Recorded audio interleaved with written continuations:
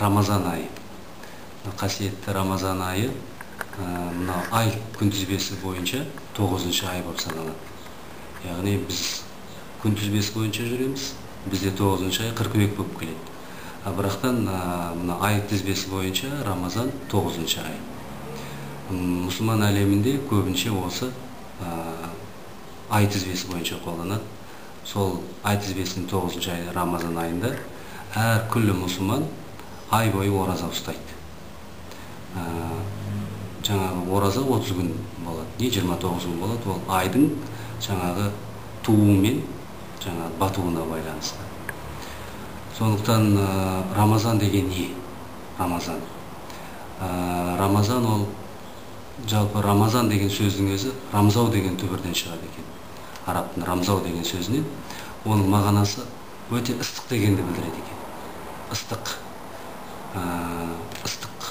Бұл деген нені білдіреді десе, кім Рамазан айында ораза ұстаған адамның әлгі ұстаған оразасы бойындағы кішігірім күнәларды күйдіріп жібереді деген мағынаны береді екен.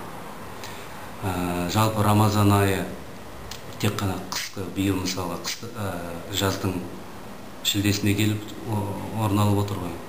Бірақтан Рамазан ол бірде жаз айында да келеді. Біз жақында ғана күзде ораза ұстап отырмыз. Ауысып отырады. Одан бұрын қыста ұстағанбыз, одан бұрын көктемде ұстағанбыз. Осы мезгілдерді ауысып отырады. Жалпы мезгілдердің не үшін бұны таңдағанында ғалымдар түсіндіреді. Не үшін бұл бір мезгілде, әлгі қыркүйек секілді бір мезгілде күзде келмейді десе, бұл Алланың бір хикметі, бұл да сыры, пенделерін барлық мезгілде сынап көру үшін. Яғни Рамазан жазда келеді, жаздағы оразаны ұстап көреді, сосын көктемде келеді, яғни ыстық кезде де, қысқы кезде де, сосын қысқа уақытта да, сосын мынандай ұзақ уақытта да мұсылман адамды сынап көру үшін. Биылғы енді алдағы оразалар әрбір мұсылманға оңай тимейтін рас, бірақ ниет еткен мұсылманға ол ниет еттім деп, мына өзінің жүректен бекітіп шешім қабылдаған адамға ол Алла оңынан келтіреді бұл нәрсе. Барлық нәрсе ниетімізде. Жалпы ораза дегеніміз, Рамазан айында ораза ұстайды. Ораза нені білдіреді? Ораза деген сөз арабтың сауым деген сөзінен алынады. Ораза өзін тыйылу дегенді мағынаны береді. Тыйылу. Неден тыйылу керек? Жеуден, бір ішімдік ішуден, яғни сусын бірдеңе ішуден тыйылу керек. Демек, асқазанымызға ештеңе түспеу керек. Сосын ауызды бекітуіміз керек, сосын жыныстық мүшемізді. Яғни біз жыныстық қатынасқа бармау керек. Сосын жыныстық қатынастан сақтануды, сосын барып жеуден, сусын ішуден сақтануды, ол демек ораза деп айтады.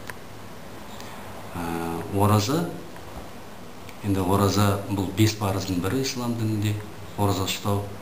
Бұл ислам дінінде 5 парыз бар.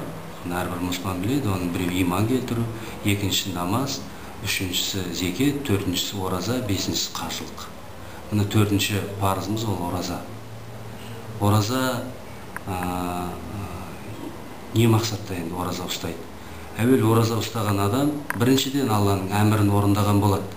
Себебі қасиетті Құранда бұрынғыларға, бұрынғы өткен қауымдарға ораза парыз болған сияқты сендерге де ораза ұстау парыз деп көрсетілген Бақара сүресінде. Яғни демек, бұл аяттың мағынасына қарап отырсаңыз, бұл мұсылмандар ғана ұстайтын құбылыс емес, бұл ибадат емес. Мұсылман үмбеті ғана ұстайтын, жасайтын құлшылық қана емес. Бұл барлық діндерде, ислам дінінен бұрынғы барлық діндерде болған ғибадат. Демек, бұрынғыларда да исламға дейінгі үмбеттерде де парыз болған, қазір бізде де парыз. Бірақ қазір діндерді жалпы зерттеп қарайтын болсаңыз, олардан ораза ғибадаттарын кездестіресіз. Яғни ораза деген жоғарыда тыйылу деп айттық. Біз мысалға күні бойы, күн мұсылмандар таң атқаннан бастап күн көзі толық батқанға дейін ауыз бекітсе, яғни жыныстық қатынастан тыйылса, осыны ораза деп қабылдаса, қалған діндерді қарасаңыз, оларда да осындай тыйымдар бар. Кейбіреулер тек су ішпеу жүруді ораза дейді. Кейбір діндерде, мысалға, жаңа жануарлардың етін жеуден тыйылуды. Тіпті жұмыртқаның, тауықтың жұмыртқасын жеуден тыйылуды. Православтарда, өзімізге көрші православтарда да оразаның түрі осылай. Яғни олар да тыйылады, оларда да әлгі өздерінше пост дейді. Бізде де ол орысша алғанда оразамыз пост. Оларда сол нәрселерден тыйылады. Ал біздегі исламдағы ораза, ол енді әлгі нәрселерден тыйылады. Жалпы артында адамға Алла тағаладан келген парыз дейсіз ғой. Иә, парыз. Бір түрі парыз. Парыз.